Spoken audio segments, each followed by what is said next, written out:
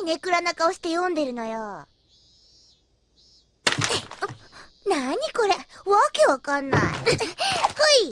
あった。パース。はい、お兄さんこちら。ほらほらリカちゃま、こっちよこっち。どうしたのリカちゃま。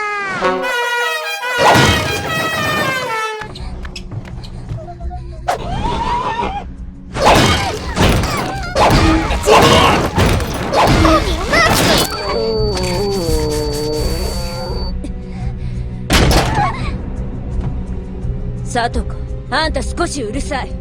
私の親友と同じ顔してるからちょっと多めに見てきたけど、いい加減あんたのその甲高い声にもイラついてきたわ。